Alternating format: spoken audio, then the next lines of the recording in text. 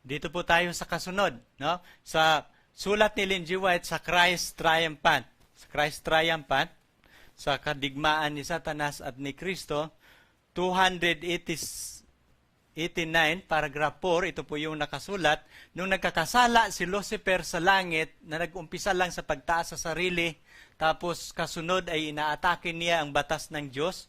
Ano po ang attitude o response ng Panginoon sa kasalanan?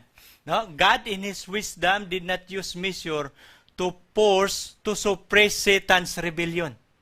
Hindi po siya gumagawa ng force suppress of measure sa rebellion ni Satanas. Bakit? Such measure would have aroused sympathy for Satan. No, napapansin ninyo, nung nagkakasala sa langit, mayroon bang parusa na ginagawa ang Panginoon? Wala. Nilipat lang ang kanilang tahanan, pinalaya sila sa langit, pero wala silang ginawang parusa. Hinulog, tinapon dito sa lupa, pero walang force measure, kasi in such measure would have aroused sympathy for Satan, strengthening his rebellion rather than changing his principles. No? Kaya nga, hindi mababago ang kanyang prinsipyo kung sila'y papatayin kaagad. No, napapansin niyo, if God had summarily punished him, many would have looked upon him as one who had been dealt with unjustly and would have carried much larger number with him in his apostasy. Kaya nga, maingat ang Panginoon sangayon according to His wisdom. Alam ng Panginoon ang klaseng digmaan ang nagkakaroon sa langit. Maingat ang Panginoon kung paano niya ito labanan ang rebellion sa langit. Kaya nga sabi dito sa sunod na paragraph, it was necessary to give Satan time to develop his principle. Kailangan bibigyan ito ng panahon na makikita sa madla. Kasi may mga prinsipyo na hindi naunawaan ng kasama niyang mga anghel.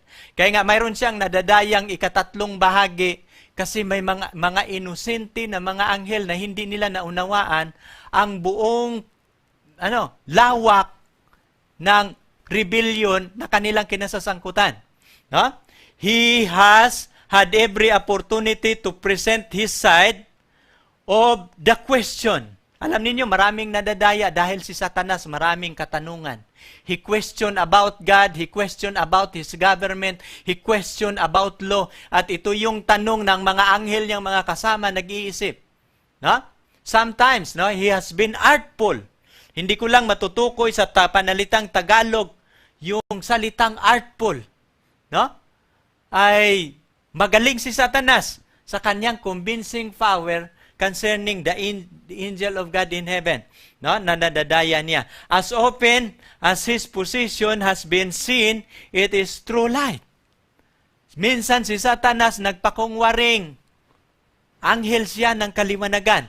Kaya nga sabi ni Apostol Pablo, hindi katakataka. Sapagkat si Satanas man ay nagpakungwaring anghel ng kaliwanagan at ito yung ginagamit niyang pangkumbinsi doon sa langit. Na minsan siya ay nagpakungwari na siya ang matuwid rather than God. He has changed to some other position by making false charges. Siya po'y nagsinungaling, gumagawa ng mga false charges. And by misstating the purposes and declare will of God, and he has secure sympathizers. Mapapansin ninyo, nakakuha siya ng maraming sympathizers. And 1/3 nagiging sympathizers ni Satanas doon sa langit. Adam and Eve were placed on trial and failed. Nang nagtapos ang digmaan sa langit, nahulog sila sa lupa. Ang inaatake ni Satanas sa kanyang rebellion ay ang tao na namamahala sa lupa. Sapagkat nang ginawa ng Panginoon ang ating planeta, binigay ito sa tao. Binigyan siya ng dominion, power, and authority to govern, to rule over the creature of God. Sila, hawak ni Adan ang scepter of power. Pero Adam and Eve were placed on trial. Tinukso sila sa kasinungalingan ng diablo. Sila po'y nahulog sa kasalanan, and Satan deceived Eve and she disobeyed God.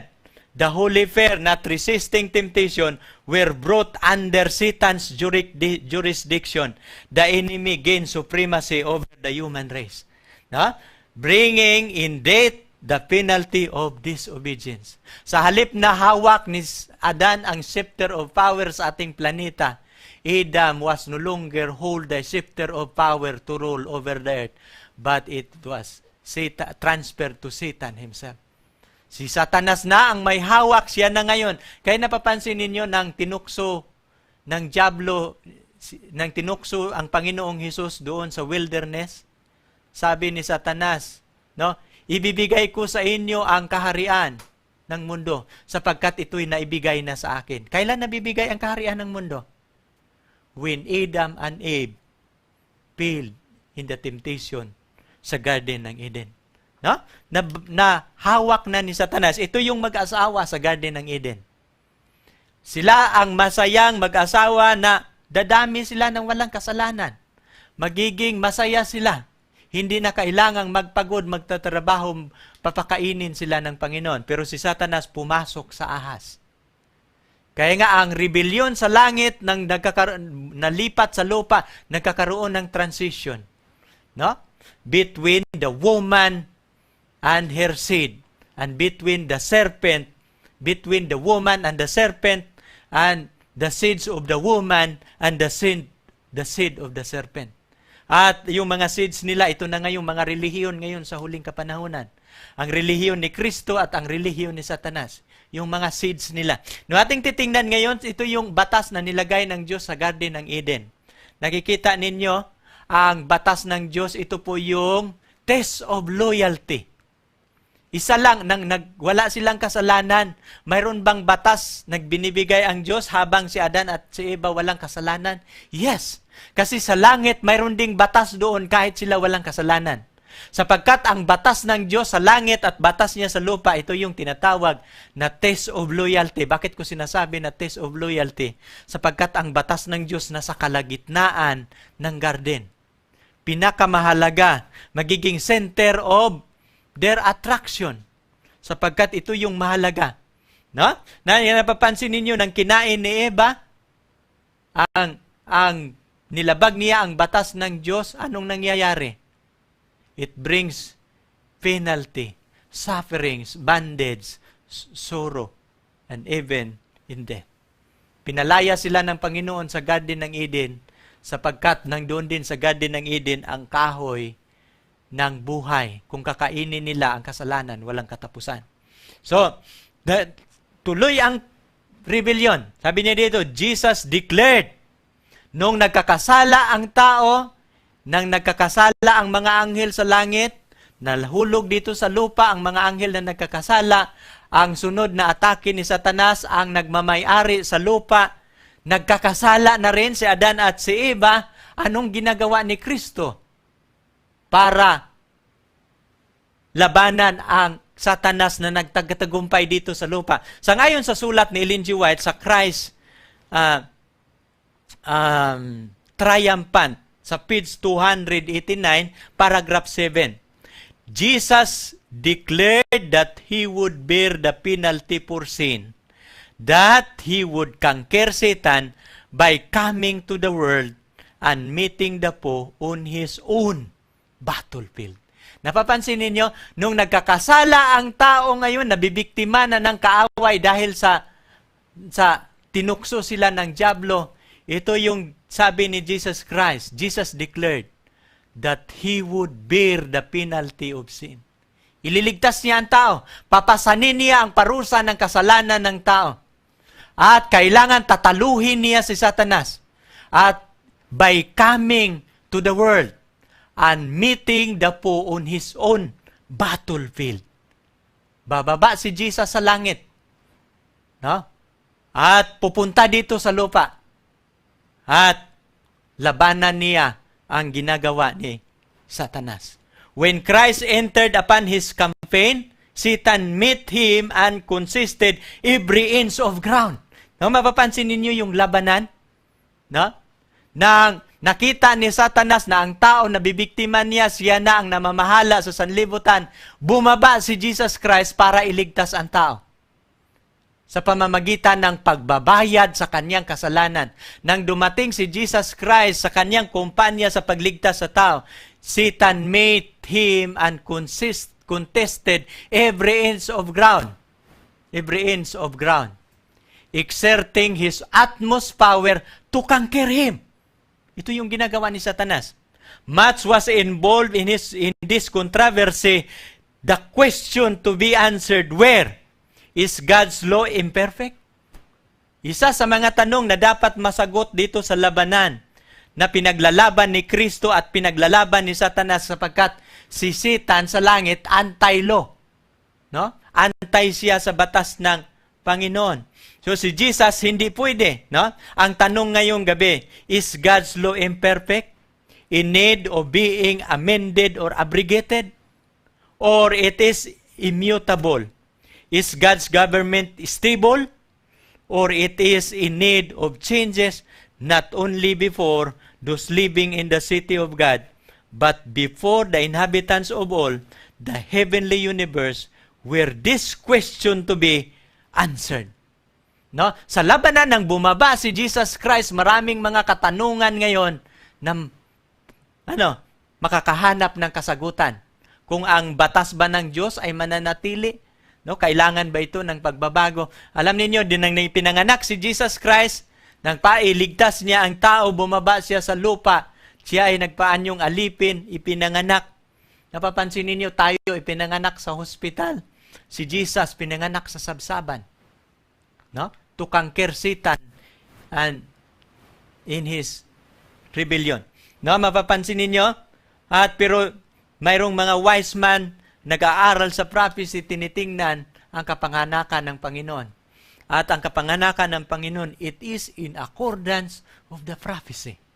Sapagkat sa propesiya sa Biblia, ang binhi ng babae, siya po ang dudurog sa ulo ng ahas. Ito yung pinakamahabang propesiya sa Biblia na dapat nating tutunghayan. Satan will conquer, Christ will conquer Satan. Na mapapansin ninyo, from the manger to the cross. Ito yung kasunod.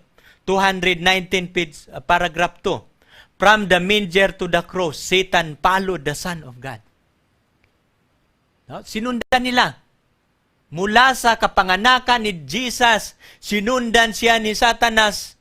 No? Follow the Son of God's temptation beat upon him like the tempest.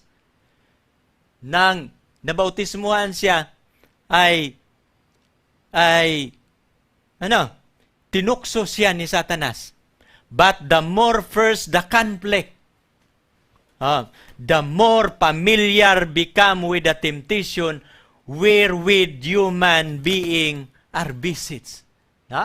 Habang naranasan niya ang kahirapan sa katusuhan sa tukso ni Satanas, di ba? Mapapansin niyo yung temptation of Christ doon sa wilderness. Kung ikaw ay anak ng Diyos, gagawin mong bato na tinapay. No? Bakit kung gagawin niya yung bato na tinapay, hindi ba pwede? Pwede. Pero bakit hindi niya ginagawa? Alam niya kung kaninong tinig ang nagsasalita. At kailanman hindi niya bibigyan ng puwang si Satanas sapagkat siya ay kaaway na tatalunin niya. No? Kung ikaw ay anak ng Diyos, tumalon ka sapagkat nasusulat. No? Gumagamit din si Satanas ng Biblia. Kaya nga sabi niya dito, the more familiar he become with the temptation wherewith human being are beset, the more better prepared he was to succor the tempted. The more na matutulungan ni Kristo ang mga tinutukso. The severity of the trial through which Christ passed was the proportion to the value of the object to be gained or lost by his success or failure. Not merely the interests of one world were involved. This world was the battlefield, but all the world that God had created were affected by the result of this conflict. Ang digmaan ni Kristo at ni Satanas, hindi lang ito para sa ating sanlibutan. Kung hindi, ito din para sa buong universo. Para sa ibang planeta na mayroong mga tao. sapagkat ang mga batas na nilagay ng Panginoon dito sa ating planeta, batas din sa kanilang planeta. No? Not merely the interest of the one world were to involve. This world was the battlefield, but all the worlds, ang worlds dito marami, sapagkat mayroong ibang planeta na tinutukoy, that God had created were affected by the result of the conflict. No? Sapagkat ang issue dito patungkol sa batas ng Diyos. No? Kaya napapansin ninyo si Jesus Christ, mayroong mga talata sa Biblia na si Jesus Christ habang madilim pa si Jesus Christ, He went to the solitary place to pray. Walang araw na haharapin ang Panginoong Hesus na hindi niya pinaghandaan ang pagharap sa kanyang kaaway. At dito si Satanas, ito yung misteryo ng kabanalan na si Jesus Christ nagiging tao na perpekto, tao na banal. Sapagkat ang misteryo sa kabanalan, makikita natin kay Jesus Christ. He loved mercy. He do justly, He loved mercy. Lahat ng mga tao pinaglingkuran niya. Every day, the ministry of Christ to heal the sick. No? To open the eyes of the blind, pagbuhay sa mga patay, because this is the ministry of Christ. Lahat ng mga ina-apply ng kanyang kaaway, binigyan niya ng kalayaan. No? Napapansin niyo, mga patay, binuhay niya. No? Ito yung gawa ng kaaway, pero binigyan niya ng solusyon. No? Isa pang babae na he was possessed by 7 demons, si Mary Magdalene. Pero pinalaya siya ng Panginoon. Lahat ng gawain ng kaaway nilalabanan niya, inch by inch. No? Tinuturo niya ang katotohanan sa mga tao. Ang mga religious leader sa kanilang kapanahonan nabulagan ni Satanas. Pero ang turo ng Panginoon, ito po ang turo, misteryo ng godliness. No? Mapapansin ninyo, in order that He might reign as supreme ruler, nang ginagawa ni Jesus Christ ang maraming ministry sa paglilingkod sa mga tao, nakikita ngayon ang kabutihan. Lahat ng mga accusation ni Satanas ay unti-unting nakikilala ang kanyang kasinungalingan. Kaya nga, habang si Jesus Christ gumagawa ng kabutihan, ang kasamaan kasi, mga kaibigan, tinalo ito ng Panginoon sa paggawa ng kabutihan. No, nakikita ninyo mula sa pasimula ng kasalanan, walang kabutihan na ginagawa si Satanas. Pero nang dumating ang Panginoon, lahat ng kabutihan ginagawa niya. Dito, sabi niya sa sulat ni Ellen G. White, in order that He might reign as supreme ruler, Satan sought to overthrow Christ. Ito yung para mananatili ang kanyang supreme power, kailangan aalisin niya si Kristo. Anong kanyang ginagawa? He planned and carried out the murder of Christ for no other reason than that, to the last entertain the hope that Christ would not endure the death that made us horrible as infernal wisdom could make it. He endeavored to prove that correctness of his assertion that Christ was not self-sacrificing. Ang kanyang pag-iisip na si Kristo hindi self-sacrificing. Kung papahirapan niya si Kristo, kung magpaplano siya na papatayin, he carried out murder of Christ kasi walang other reason that his entertained that hope that Christ would make not endure the death made as horrible as internal wisdom could make it. So endeavor to prove that correctness of his assertion that Christ was not self-sacrificing. Iniisip niya na si Jesus hindi self-sacrificing pagpapatayin, hindi ito matitiis ni Kristo at gagamitin niya ang kanyang kapangyarihan. At kung gagamitin niya ang kanyang kapangyarihan, matatalo siya. Pero hindi ginagamit ni Jesus ang kanyang kapangyarihan para sa kanyang sarili. Sapagkat determined si Jesus Christ na through His humility, He will conquer the mystery of iniquity.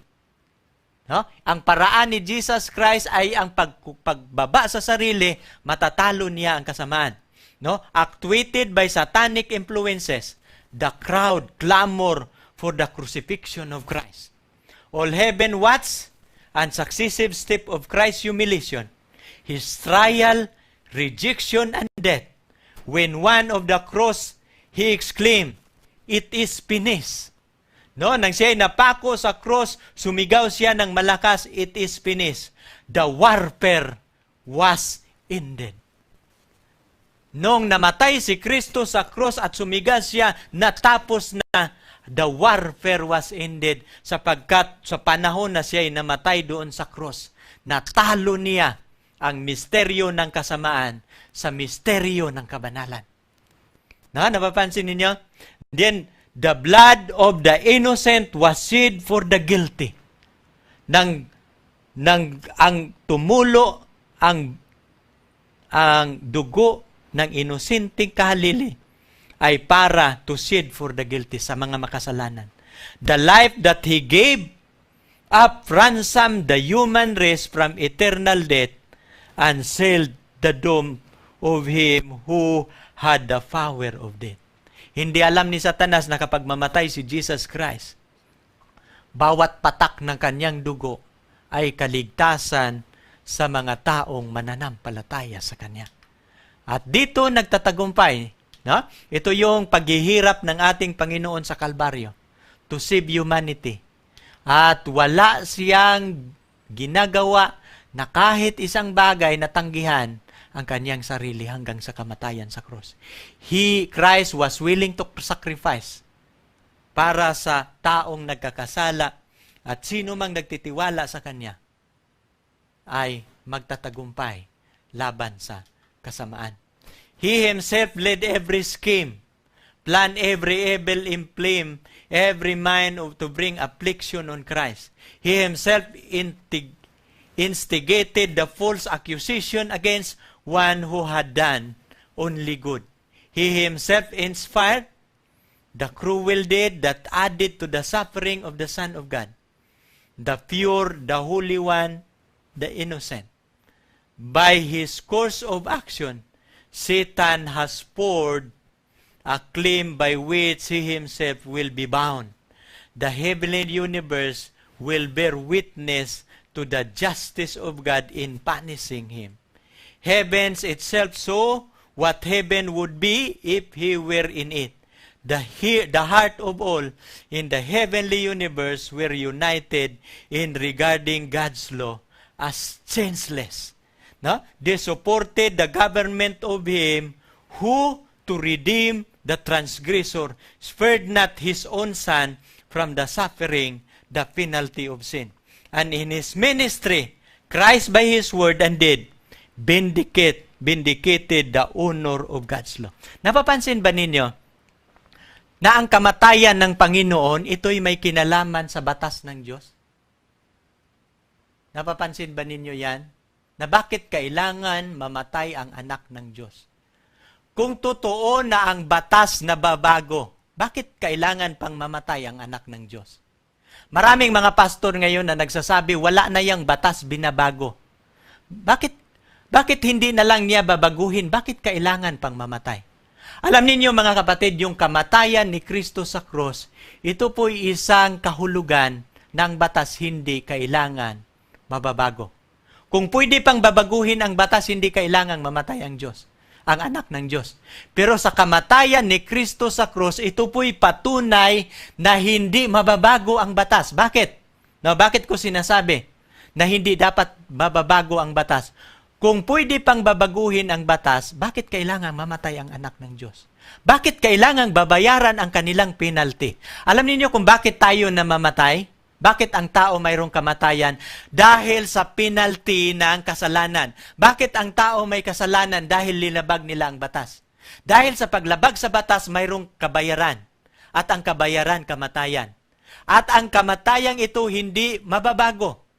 Dahil ang batas hindi mababago. Kaya nga, dahil hindi mababago, binayaran ito ng Panginoon sa Kalbaryo sa cross. Nang binayaran niya ito po'y isang patunay.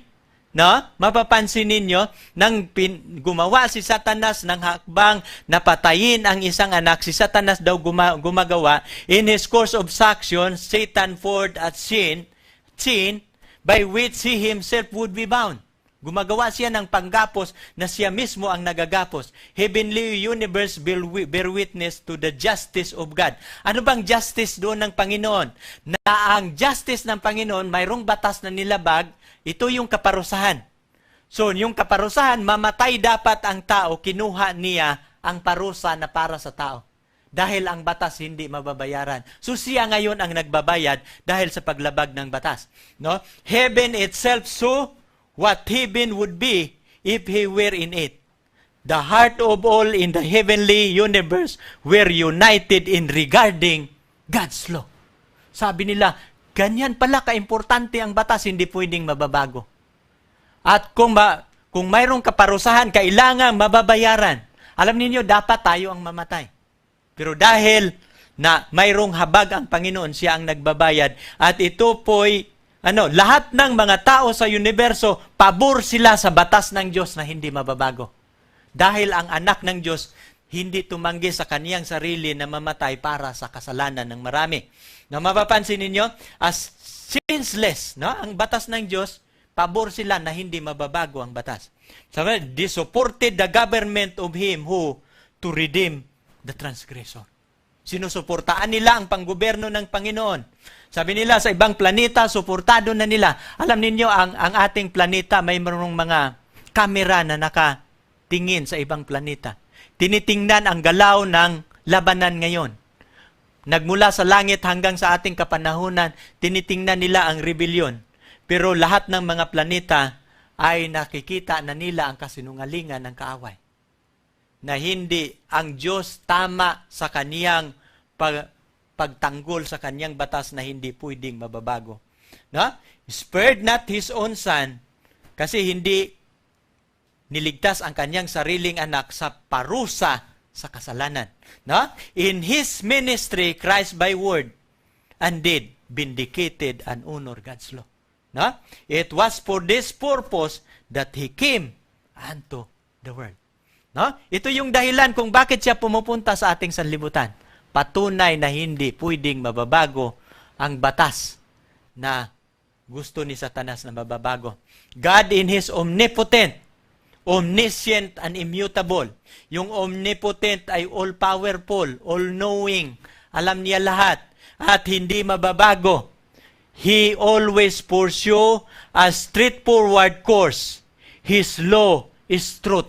Unchanging, eternal truth. Na napapansin ninyo? Ang kanyang kautusan, ito yung katotohanan, hindi mababago at walang katapusang katotohanan. Saan natin mababasa? Psalms 119, 142, 141. The law is truth. His precepts are consistent with His attributes, but Satan makes them appear in a false light. By perverting them, he seeks to give human being an unfavorable impression of God. Throughout his rebellion, he has sought to represent God as an unjust, tyrannical being. All throughout the controversy, ito yung nila, ang Diyos ay hindi justisya, siya po'y tyrant being. Pero hindi yan totoo. That is only accusation. But Satan hypocrisy has been unmasked. Ano ba itong unmasked? Sa lahat niyang hypokrita nung namatay si Kristo sa cross, nahubad ang kanyang maskara. Bakit nahubad ang kanyang maskara? Sabi niya dito, hypocrisy has been unmasked by Christ's life, trial and death. Christ took upon Himself human nature and by His perfect life, demonstrated and falsified the claim of Him who constantly accuse those who are trying to obey God's law. And the blood of Christ shed on the cross is the everlasting uncontrovertible testimony that God's law is unimmutable as His own character. Immutable. Ibig sabihin, hindi mababago. Mapapansin ninyo, nung namatay si Kristo doon sa cross, ito po'y patunay na unmasked. Bakit nahubad ang maskara nung namatay si Kristo doon sa cross? Titingnan ninyo yung buhay ni Jesus Christ. Mula sa manger, mula sa sabsaban, nag-umpisa ang kanyang buhay mula sa sabsaban. Lumaki siya sa pagiging karpintero na magulang hanggang 30 years old bilang tao. In humility, in humbleness, no, sa pagiging magalang sa kanyang magulang hanggang nag-umpisa sa kanyang ministry. Buhay na walang kasalanan, walang ginagawang kasamaan. Pero napapansin ninyo, nakikita ito ng mga anghel sa langit, nakikita ito sa mga tao sa ibang planeta, nakikita niya ang ministeryo ng kabutihan. Pero bakit si Satanas nag-iisip na papatayin niya ang tao na walang kasalanan? Ang tao na gumagawa ng kabutihan, nagagalit siya. No? At pinatay nila si Kristo doon sa cross. Doon naaanmas ang kanyang maskara na lahat niyang accusation sa Panginoon sa kanyang karakter, no? Lahat niyang accusation sa kanyang batas, lahat niyang accusation sa patungkol sa injustice ng Panginoon, napatunayan na lahat niyang accusation nakikita sa kanyang buhay, nakikita sa buhay ni Jesus Christ, nakikita sa kanyang trial, nakikita sa kanyang kamatayan, na tinanggihan niya ang kanyang sarili, binabigay niya ang kanyang sarili sapagkat ang batas ay hindi mababago, kailangang mayroong magbabayad para sa kasalanan upang mananatili sila sa buhay na walang hanggan. Hindi siya pinapagkait ang kanyang buhay at sa kanyang ginagawa, nahubad ang kanyang kasinungalingan.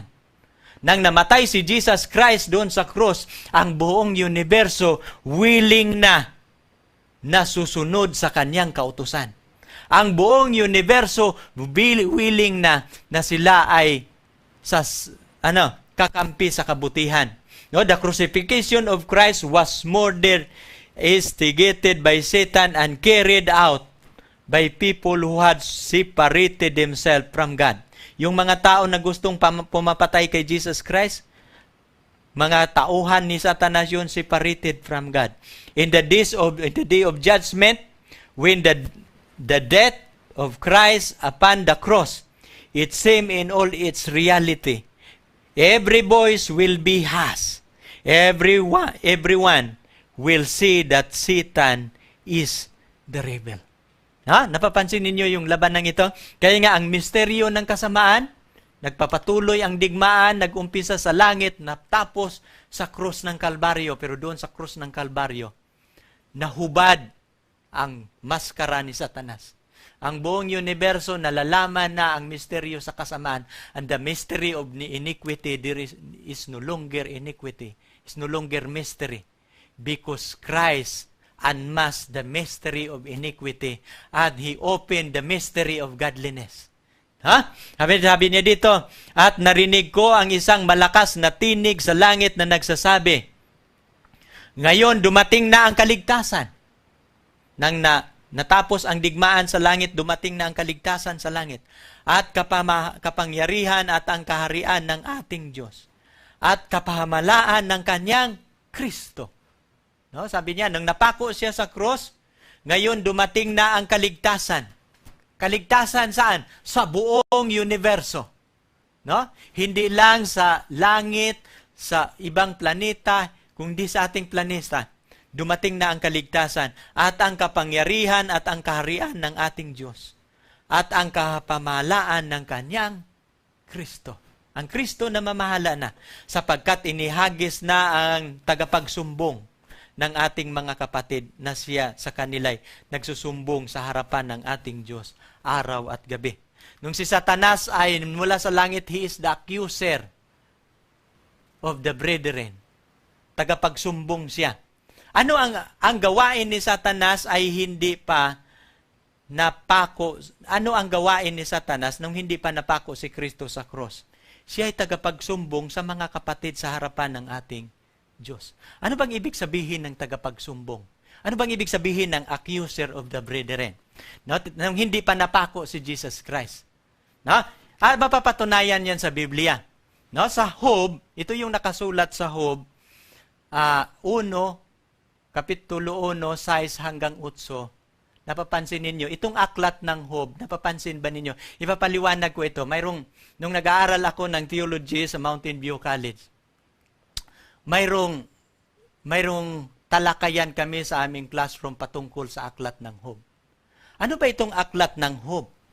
Bakit si Satanas akyat pababa yan sa langit? No? At hindi ko 'yon naintindihan doon. No, bakit si Satanas at ang Diyos nag-uusap pa? No, ipapaliwanag ko ito kung anong pangyayari nung hindi pa napako si Jesus Christ sa langit. No, hindi pa napako si Jesus Christ doon sa cross. Si Satanas akyat pababa pa yan siya. Mayroon pa siyang access to enter heaven. No, bagamat nahulog siya sa lupa, pwede pa siyang aakyat sa langit. At saan natin yan mababasa? Sa aklat ng Job. No, mapapansin ninyo, ito yung tala sa Job 1:6. Yung pagiging accuser of the brethren. Isang araw nga ay ang mga anak ng Diyos. No, mapapansin ninyo, isang araw nga ang mga anak ng Diyos ay nagsiparoon, nagsipagharap sa Panginoon, at na si Satanas nagsiparoon din naman nakasama nila. Mapapansin ninyo. At sinasabi ng Panginoon kay Satanas, saan nang gagaling? Saan ka nang gagaling? Nang magkagayoy, sumagot si Satanas sa Panginoon na nagsasabi, nagparuot pa rito sa lupa at nagsisipanhik, manaog doon. At sa 8, at sinasabi ng Panginoon kay Satanas, iyo bang napansin ang aking lingkod na si Job? Sapagkat walang gaya niya sa lupa. Nasakdal, matuwid na lalaki na natatakot sa Diyos at humiwalay sa kasamaan. Kung mayroong pinagmalaki ng Diyos na lingkod sa harapan ng lupa, si Job. Ito yung lingkod ng Diyos na pinagmalaki niya sa kahit sa harapan ni Satanas. Na napapansin ninyo, dito natin maunawaan na si Satanas ay accuser of the brethren. Nagkakaroon kami ng discussion, ano itong mga anak ng Diyos? Mayroong ilang grupo nag-i-interpret na isang araw ng mga anak ng Diyos ay nagsiparoon, nagsisiharap sa Panginoon. Ang nag-iba dito, nag-i-interpret na ito yung mga anghel ng Panginoon. Na nagkakaroon ng mga gathering sa anghel ng Panginoon, ay naparoon din si Satanas. Pero hindi yan anghel. Wala tayong mababasa na ang nagkakatipon dito mga anghel. Kung di sinasabi dito, isang araw nga ang mga anak ng Diyos ay nagsiparoon, magsipagharap sa Panginoon. Si Satanas ay naparoon din nakasama nila. Ano itong anak dito na nagkakatipon?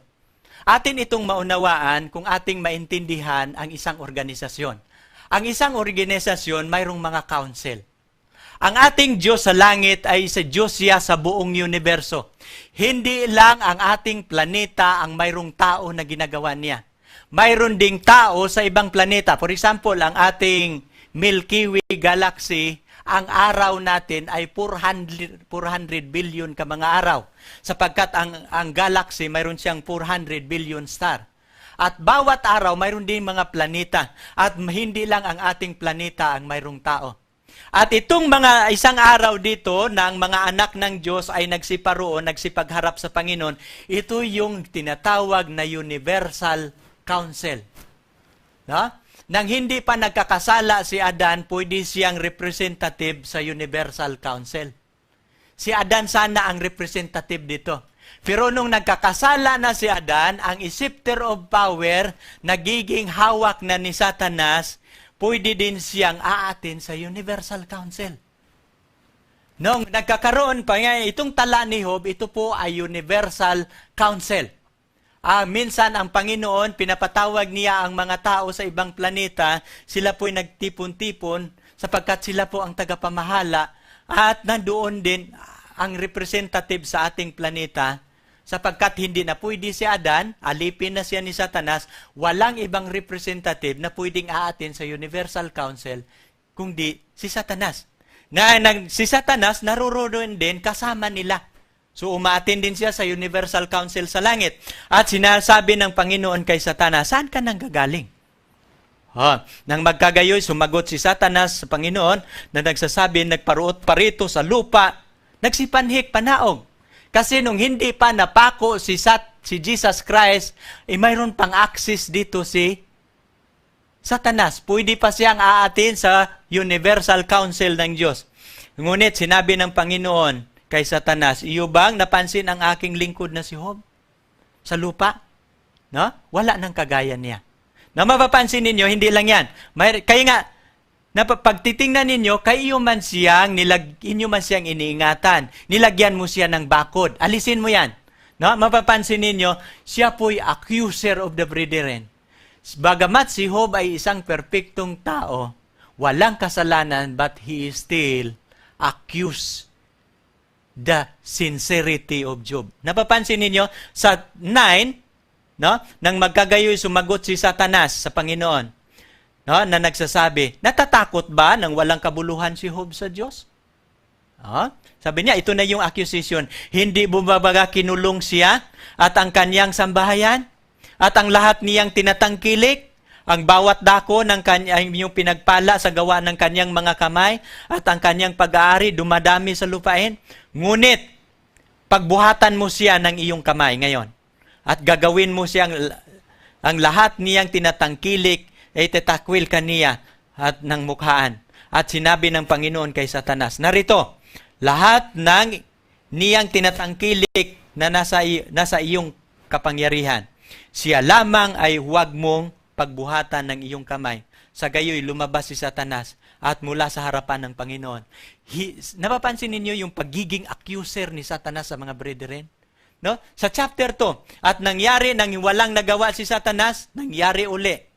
Nang nagkakaroon ng anak ng Diyos ng paghaharap sa Panginoon, nagsiparoon din sa Satanas. Alam ninyo, itong access ni Satanas na pwede siyang aatin sa Universal Council, hanggang sa cross lang yan ng Kalbaryo.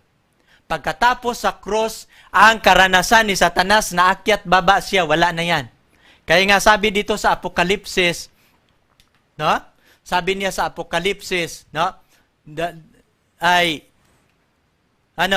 Magalak kayo o langit sapagkat aba ang lupa, sapagkat si Satanas ay nahulog dyan. No? Mapapansin ninyo, mayroong mga sa Biblia na si Jesus Christ, hindi pa napako siya, accuser siya sa brethren. Katulad sa Lucas 22:31. And the Lord said to Simon, Simon, behold, Satan hath desired to have you, that he may sweep you as wheat. Si Apostol Pedro, siya po'y kasama sa inner circle of 12. Alagad siya ng Panginoon. Pero napapansin ninyo, accuser pa rin sila sa bawat alagad ng Panginoon. Sabi ni Jesus Christ, Simon, Simon, behold, sabi niya, tingnan mo, si Satanas ay he desired to have you. Gusto ka niyang, makukuha. No? He may sweep you as wheat. Gusto ka niyang ligligin katulad ng trigo. But I have prayed for thee, that thy faith fail not.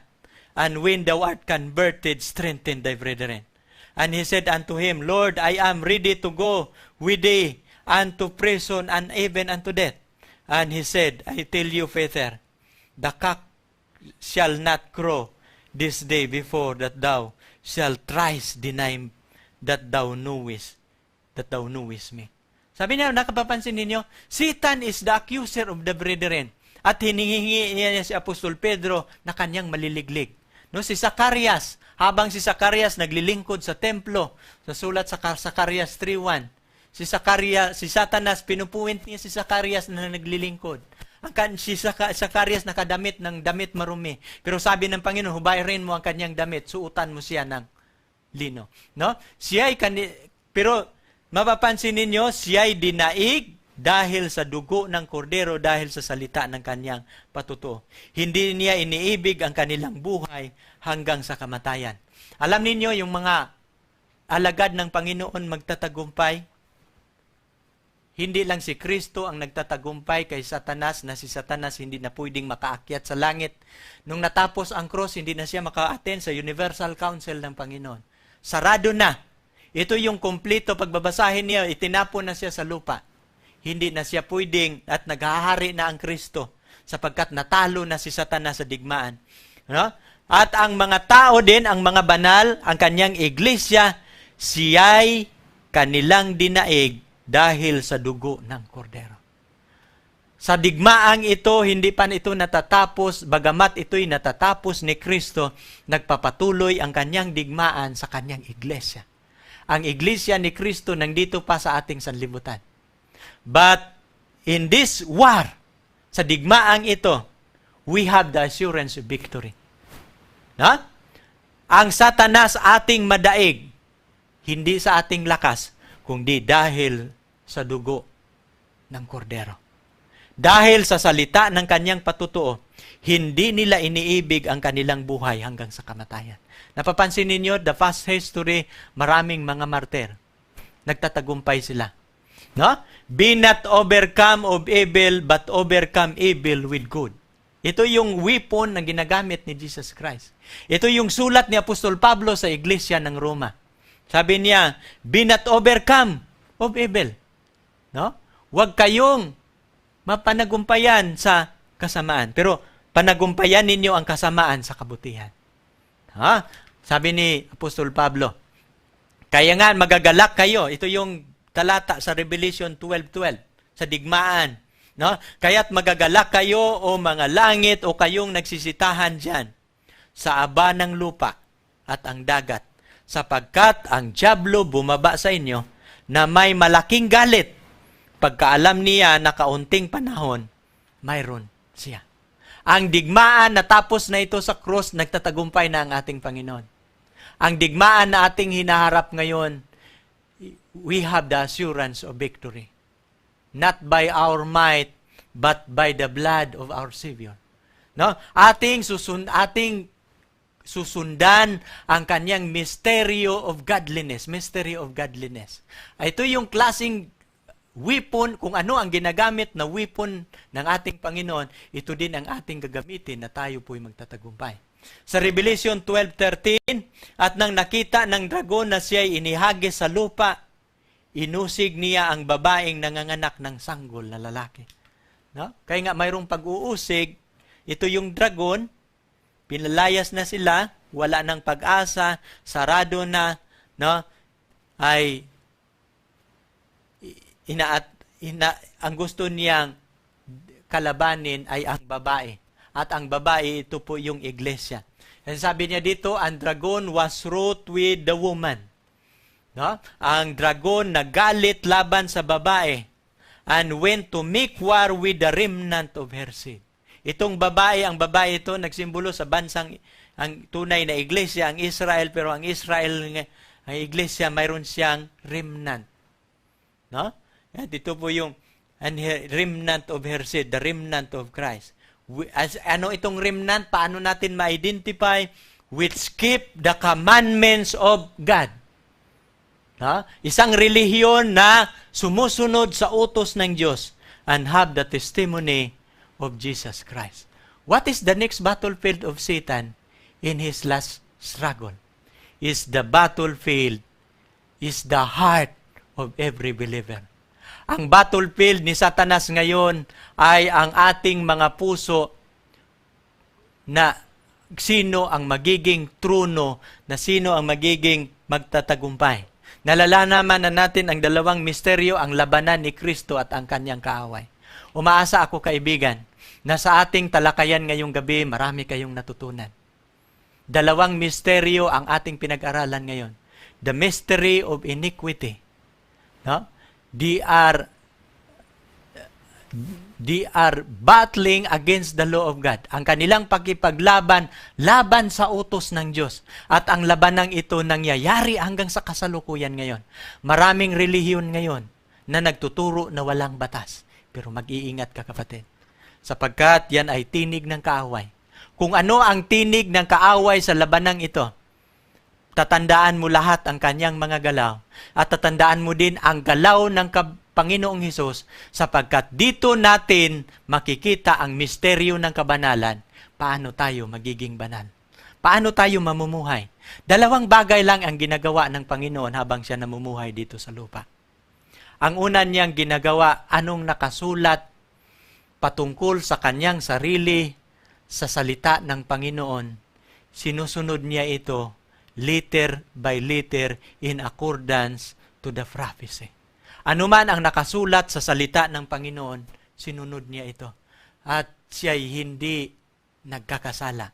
Pangalawang ginawa ni Jesus Christ, sinunod niya ang batas ng Panginoon even to the letter, and He magnify the law of God, no? Hindi lang niya nilabag, hindi lang niya sinunod ito, kundi he magnified the law. No, mapapansin ninyo, at hindi, nang si Satanas, tinataas niya ang kanyang sarili, si Jesus Christ, tinalo niya ang kasamaan sa pamamagitan ng pagpakumbaba sa kanyang sarili, sa pamamagitan ng pagtanggi sa kanyang sarili. Ngayong gabi ating natutunan ang isang katotohanan. Sana sa susunod nating paksa, mayroon tayong matutunan at sa susunod, abangan ninyo ang Revelation 17. Ating natatapos ang pag-aaral sa Revelation 12. Ang kalahati ng Revelation 17, mayroon pang mga kalahati na dapat kong ipapaliwanag at dapat ninyong maintindihan. At hindi ko na itatalakay ang patungkol sa damit ng babae, na scarlet na damit, hindi ko na pag-aralan, hindi ko na itatalakay ang symbol, at yung 10 kings, at hindi niyang pag-aralan sa susunod, no? Yung mga hahari ng mga babangon, at mayroon din niyang kinalaman sa Revelation 13. No? At maraming salamat na inyong natutunghayan ang ating pag-aaral ngayong gabi. At bago tayo matatapos, akin kayong inanyahan na tayo po'y yuyuko sa isang panalangin. Aming dakilang Diyos, kami po'y nagpapasalamat ngayong gabi na aming natutunghayan ang isang pag-aaral patungkol sa digmaan sa kalagitnaan ni Kristo at ni Satanas. Isang digmaan na nagmula sa langit, nagpapatuloy dito sa lupa, natapos sa Kalbaryo, at nagapi ang kaaway at naanmas, nahubad ang kanyang maskara, na ang kasamaan nakita sa buong universo. At ang dahilan kung bakit namatay si Kristo doon sa cross, isang patunay na ang batas sa langit, ang batas sa Garden of Eden hindi pwedeng mababago. Immutable and unchangeable. At ito yung kung bakit namatay si Kristo doon sa krus, ito po'y patunay na ang batas na nilabag kailangang bayaran at hindi mababago. Marami pong relihiyon ngayon sa aming kasalukuyan na kanila pong sinasabi na ang 10 utos ng Diyos ay wala na. Natapos na sa krus. Isa pong kasinungalingan at ito po'y tinig ng kaaway. Nang dito po ang aming tinig, Ama, sumisigaw sa pamamagitan ng internet. Umaasa kami na ito'y lalaganap sa buong daigdig, sa buong mundo, na habang mapapakinggan ito, makikita nila ang tunay na larawan ng digmaan sa langit. At umaasa kami na sino mang mga tao na nagtakwil sa kautusan ng Diyos kapag mapapanood nila ang talakayang ito, kanilang maunawaan na ang batas ng Diyos ay hindi kailangang mababago. Maraming salamat, Panginoon, at umaasa kami sa inyong gabay, patnubay, pangungunahan ninyo ang aming ministry, na maraming mga taong inyong pagpapalain, na sila po'y makalabas sa hawla ng kaaway na ginagamit ni Satanas. Marami pong salamat sa pagdinig ninyo sa aming dalangin. Umaasa kami na inyong pangungunahan ang ministeryong ito, na maraming mga taong mamumulat sa kadiliman. Maraming salamat, Ama, sa inyong pangunguna. Kami nagpapasalamat na inyong pinangunahan ang ministeryong ito. Sa pangalan ng aming Panginoong Hesus. Amen.